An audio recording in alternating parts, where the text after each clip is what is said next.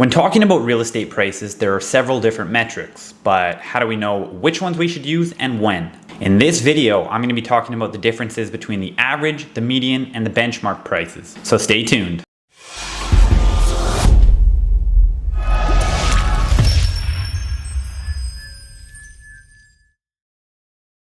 What's going on, guys? Alex Dunbar from the Dunbar Real Estate Group and RE/MAX Treeline Realty based out of the Surrey and Langley areas. And in this video, I'm going to define and explain the differences between the average, the median, and benchmark home prices. But before I get started, I'll ask that you do one thing for me, and that's to hit that like button so the algorithm will push this video out to more individuals just like yourself who want to learn more about real estate. And if you're interested in seeing more videos just like this one, I suggest you think about subscribing to my channel and hit the bell so you're notified whenever I put out a new video. But getting right into it, let's define what the average price means. The mean, or the average price, is determined by taking the total dollar volume of sales divided by the total number of sales. For simplicity, let's say that over a 1 month time horizon, there were 5 homes that were sold. The sale price for each of these 5 homes was $900,000, $900,000, $900,000, $1 million, and $1.1 million.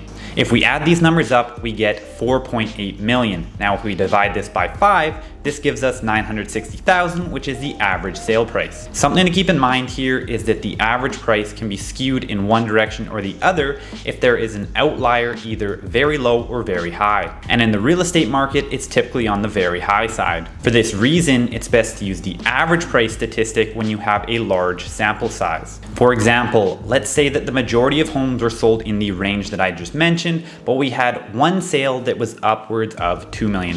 If we're only comparing this sale price against, let's say, 4 or 5 other homes, this could pull the average up into the mid 1 millions. However, if we were comparing it against 100 other homes that all sold close to $1 million, it would have a very minor impact. Moving on, let's talk about the median price. To find the median price, you would take all your sales prices and line them up from lowest to highest and find what the middle number is. For instance, let's use the same numbers as our previous example. So we have 3 homes sold for $900,000, 1 at $1 million, and 1 at $1.1 million. So from this set of data, we can see that the middle number is the third highest or lowest, which is $900,000. In the case that you have an even number of data points, you would take the average of the 2 middle numbers. So in this case, it would be $950,000. Using the median price is typically better using a lower sample size, which is more often to have outliers. However, this isn't always the case. Moving on, let's look at benchmark price. This is an MLS estimate of the value of a typical home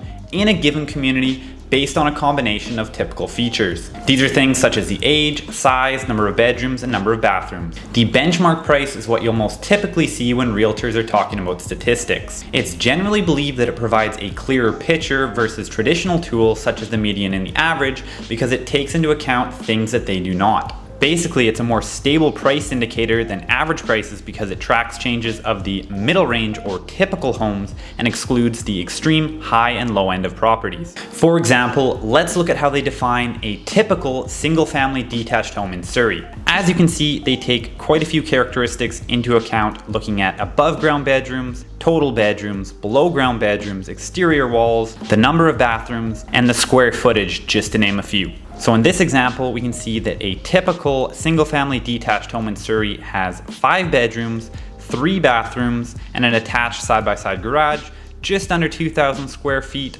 and built in 1991.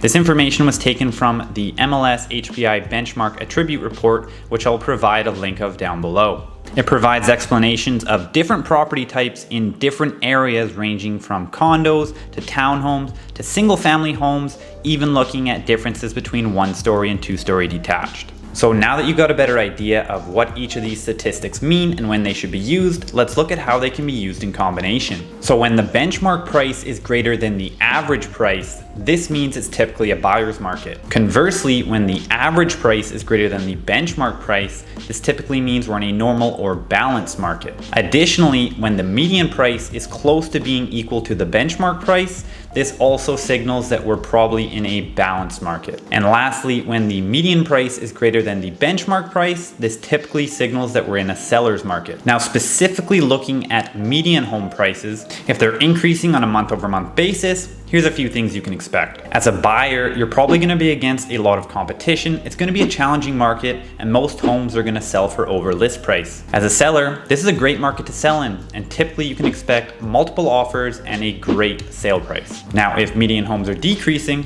here's what you can expect. As a buyer, this is fantastic as you have more buying power and typically less competition and more homes to choose from. As a seller, it can be more challenging to sell, especially for properties that don't have necessarily desirable characteristics. In these situations, you don't want to be chasing the market down, so it's important to price your property well from the start. Otherwise, you may have to end up settling for a lower sale price. And that's about going to do it for today's video, so hopefully you learned something new. But please keep in mind that using these statistics can be a great indicator of where things are or where they're going, but it should be used in combination with other metrics. And at the end of the day, you're always going to want to consult with a professional before making a final decision. And if you did enjoy today's video, all I'll ask is that you hit that like button, and if you're interested in seeing future real estate videos just like this one, I suggest you subscribe to my channel and hit the bell so you're notified every time I put out a new video. If you are thinking about buying, selling, or investing in Surrey, Langley, or the rest of the Fraser Valley, you can scroll down, hit that first link, and book a call with me to chat all things real estate. Once again, I want to thank you for watching, and we'll see you in the next video.